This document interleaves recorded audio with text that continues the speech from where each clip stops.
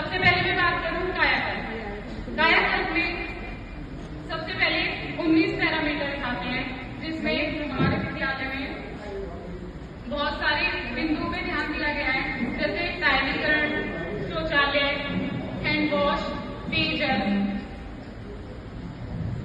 ऐसे ही 19 पैरामीटर्स हैं जिन पर हमारे बेसिक विभाग के जो हमारे स्कूल्स हैं उनकी स्थिति बहुत ज्यादा डेवलप हुई है।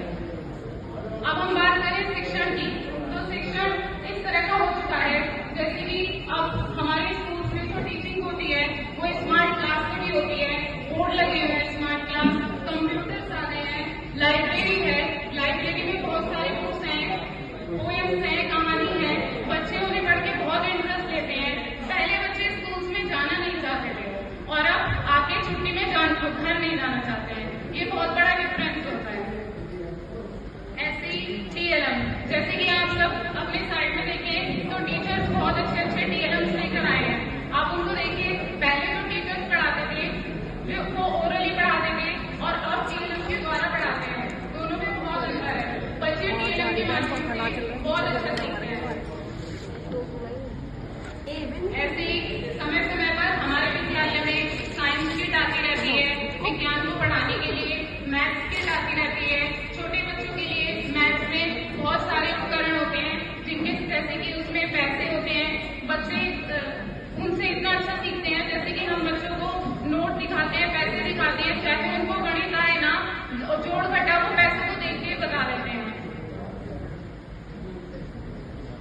ऐसे ही निःशुल्क बुक्स आती है हमारे स्कूल में और संदर्शिका आती है। संदर्शिका से क्या होता है, टीचर्स को एक हेल्प मिल जाती है, जो पूरा सिलेबस होता है वो डिवाइड कर करके आता है। टीचर्स उसकी सहायता से एक रेगुलरिटी से पढ़ाते रहते हैं, जिससे पूरे सत्र के चलते कोर्स पूरा हो जाता है। ऑनलाइन ट्रेनिंग्स होती रहती है बीच बीच में और डिजिटल क्लासरूम्स हैं। और अगर बात करें कौशल विकास मिशन की, तो अभी हमारे माननीय मंत्री जयंत चौधरी जी ने कुछ स्कूल्स को कंप्यूटर्स दिए थे। ऐसे ही धीरे धीरे प्रगति होती रहेगी और हमारे स्कूल्स में कंप्यूटर्स भी आ जाएंगे। मॉनिटरिंग की बात करें तो दीक्षा ऐप है, बहुत सारे ऐप्स हैं। सरकार की योजनाओं के दौरान इतने सारे ऐप्स हैं कि इससे हमारा भी, बच्चों का भी और अभिभावकों का भी सबका फायदा हो रहा है।